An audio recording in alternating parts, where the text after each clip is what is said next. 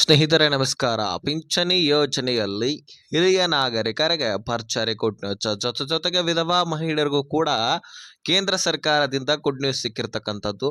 ಹೌದು, ಈಗಾಗಲೇ ನಮ್ಮ ರಾಜ್ಯ ಸೇರಿದಂತೆ ಇನ್ನೂ ಹಲವಾರು ರಾಜ್ಯಗಳಲ್ಲಿ, ಉದಾಹರಣೆಗೆ ಮಹಾರಾಷ್ಟ್ರ, ಉತ್ತರ ಪ್ರದೇಶ, ಹೀಗೆ ಹಲವಾರು ಜಿಲ್ಲೆಗಳಲ್ಲಿ ಪಿಂಚಣಿ ಹೆಚ್ಚಳ ಆಗ್ತಾ ಇದೆ ಎನ್ನುವಂತಹ ಮಾಹಿತಿ ಸಿಗ್ತಾ ಇದೆ. ಹಾಗಾದ್ರೆ ಬನ್ನಿ ಸ್ನೇಹಿತರೆ, ಹಿರಿಯ ನಾಗರಿಕರಿಗೆ ರಾಜ್ಯ ಸರ್ಕಾರದಿಂದ ಸಿಕ್ಕಿರ್ತಕ್ಕಂತಹ ಭರ್ಜರಿ ಗುಡ್ ನ್ಯೂಸ್ ಏನು, ವಿಧವಾ ಮಹಿಳೆಯರಿಗೆ ಸಿಕ್ಕಿರ್ತಕ್ಕಂತಹ ಪಿಂಚಣಿ ಹೆಚ್ಚಳ ಆಗುವುದರ ಬಗ್ಗೆ ಮಾಹಿತಿ ಏನು, ಅಂಗವಿಕಲರಿಗೂ ಕೂಡ ಹೆಚ್ಚಳ ಆಗಬಹುದಾ, ಇದ್ರ ಬಗ್ಗೆನೂ ಕೂಡ ಕ್ಲಿಯರಿಟಿ ಕೊಡ್ತೀನಿ. ಎಷ್ಟರಿಂದ ಎಷ್ಟಕ್ಕೆ ಹೆಚ್ಚಳ ಆಗ್ತಾ ಇದೆ, ಯಾವ್ಯಾವ ರಾಜ್ಯಗಳಲ್ಲಿ ಹೆಚ್ಚಳ ಆಗ್ತಾ ಇದೆ, ನಮ್ಮ ರಾಜ್ಯದಲ್ಲಿ ಎಷ್ಟು ಹೆಚ್ಚಳ ಆಗ್ತಾ ಇದೆ. ಅದೇ ರೀತಿಯಾಗಿ ಮಾರ್ಚ್ ತಿಂಗಳ ಪಿಂಚಣಿ ಕೂಡ ನಿಮಗೆ ಜಮಾ ಆಗಿರಲಿಲ್ಲ, ಅದು ಆಲ್ರೆಡಿ ಪ್ರಾರಂಭವಾಗಿದೆ. ಸೊ ನಿಮ್ಮ ಖಾತೆಗಳಿಗೂ ಕೂಡ ಆಲ್ರೆಡಿ ಪಿಂಚಣಿ ಜಮಾ ಆಗಲಿಕ್ಕೆ ಸ್ಟಾರ್ಟ್ ಆಗಿದೆ ಸ್ನೇಹಿತರೆ. ಸೊ ನೀವು ಕೂಡ ಪಿಂಚಣಿದಾರರಾಗಿದ್ದರೆ ನಿಮಗೆ ಕ್ಲಿಯರಿಟಿ ಸಿಕ್ಕಿರುತ್ತೆ, ಅಕೌಂಟ್ಗೆ ದುಡ್ಡು ಜಮಾ ಆಗಿರುತ್ತೆ. ಒಂದು ಸಾರಿ ನಿಮ್ಮ ಟ್ರಾನ್ಸಾಕ್ಷನನ್ನು ಚೆಕ್ ಮಾಡಿಸ್ಕೊಳ್ಳಿ. ಸೊ ಏಪ್ರಿಲ್ ತಿಂಗಳದು ಕೂಡ ಪ್ರಾರಂಭವಾಗ್ತಾ ಇದೆ, ಇದರ ಬಗ್ಗೆನೂ ಕೂಡ ಕ್ಲಿಯರಿಟಿ ಕೊಡ್ತೀನಿ. ಬಹಳ ಇಂಪಾರ್ಟೆಂಟ್ ಮಾಹಿತಿ, ಪಿಂಚಣಿದಾರರು ಈ ವಿಡಿಯೋನ ಆದಷ್ಟು ಕೊನೆವರೆಗೂ ವಾಚ್ ಮಾಡಿ. ಸ್ನೇಹಿತರೆ, ಪಿಂಚಣಿ ಯೋಜನೆ ಯಾವ ರೀತಿ ಅಂದರೆ, ಯಾವುದೇ ಪಕ್ಷ ಬಂದರೂ ಇದನ್ನು ನಾವು ಕೊಡಲೇಬೇಕು.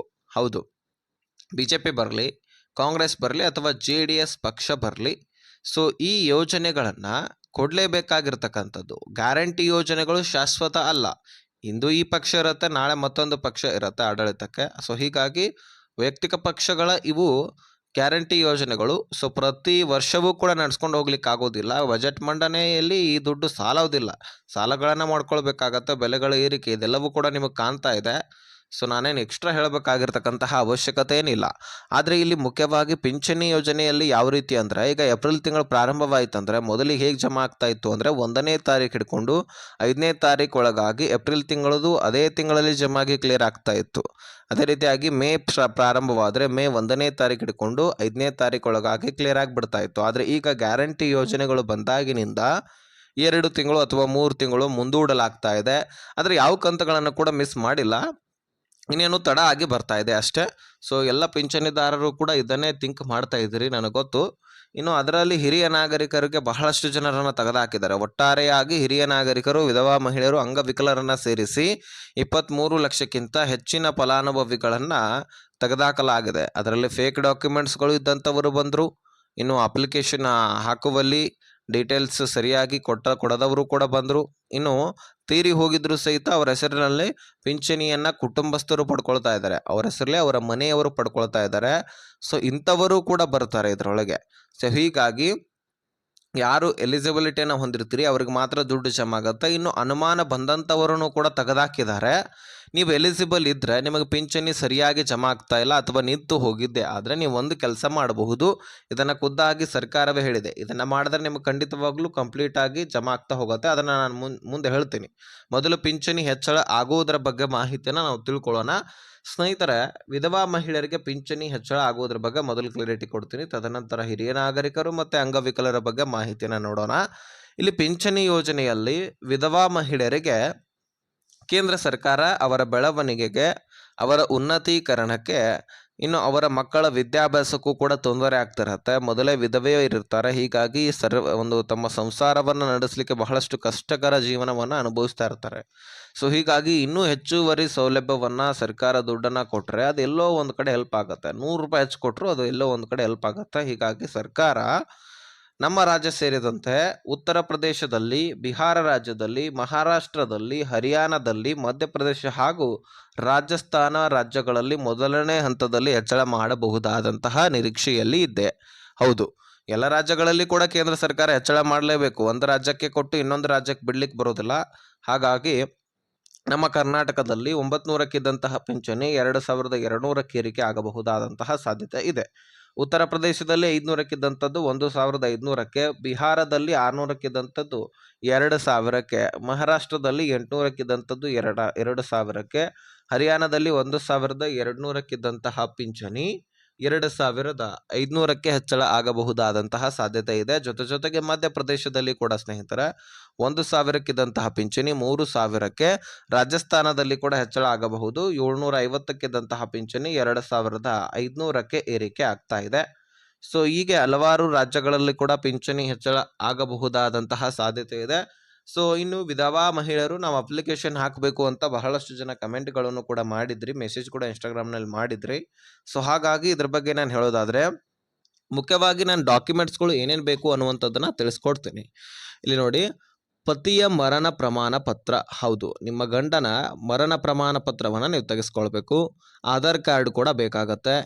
ಜೊತೆಗೆ ರೇಷನ್ಸ್ ಕಾರ್ಡ್ಗಳು ಕೂಡ ಬೇಕು. ರೇಷನ್ ಕಾರ್ಡು ಮತ್ತು ಆಧಾರ್ ಕಾರ್ಡು ನಿಮ್ಮದು ಲಿಂಕ್ ಆಗಿರಬೇಕು. ವೋಟರ್ ID ಇರಬೇಕು. ಬ್ಯಾಂಕ್ ಪಾಸ್ಬುಕ್ ಬೇಕು.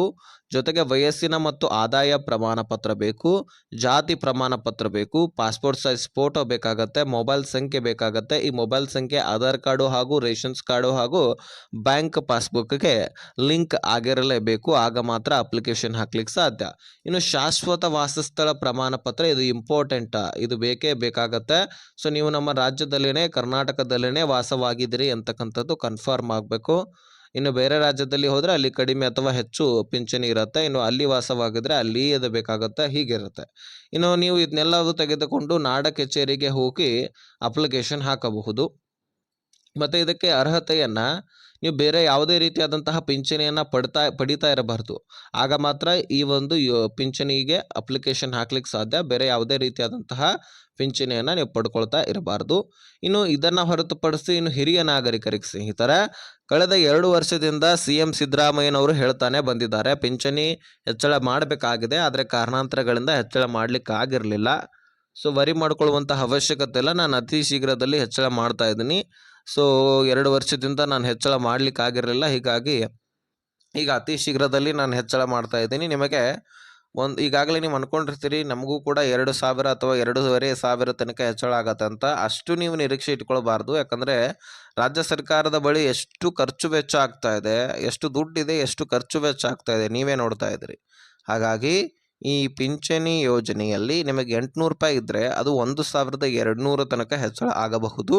ಆದರೆ ನೀವು 2,000 ಅಥವಾ 2,500 ಏನು ನಿರೀಕ್ಷೆ ಇಟ್ಟಿದ್ದೀರಿ ಅದು ತಪ್ಪು ಕಲ್ಪನೆ ಆಗಿಬಿಡುತ್ತೆ. ಯಾಕಂದರೆ ಅಷ್ಟೊಂದು ಹೆಚ್ಚಳ ಆಗಬಹುದಾದಂತಹ ಸಾಧ್ಯತೆ ಇಲ್ಲ. ಹಾಗಾಗಿ ನೀವು ಹೆಚ್ಚಳ ಆಗಲೇಬೇಕು ಅಂತ ಅಂದರೆ ಖಂಡಿತವಾಗ್ಲೂ ಆಗೋದಿಲ್ಲ. ಸೊ 1,200 ಅಥವಾ 1,400 ತನಕ ಹೆಚ್ಚಳ ಆಗಬಹುದು. ಅಷ್ಟು ಮಾತ್ರ ನೀವು ನಿರೀಕ್ಷೆ ಇಟ್ಕೊಳ್ಬಹುದು.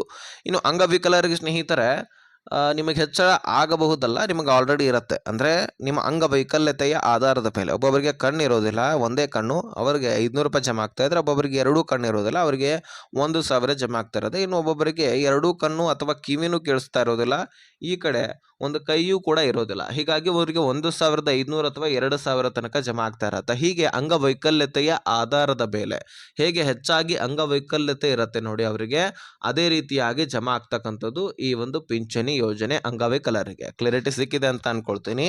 ಹೇಗೆ ಅಂಗವೈಕಲ್ಯತೆ ಇರುತ್ತೋ ಅದರ ಆಧಾರದ ಮೇಲೆ ಜಮಾ ಆಗತ್ತೆ.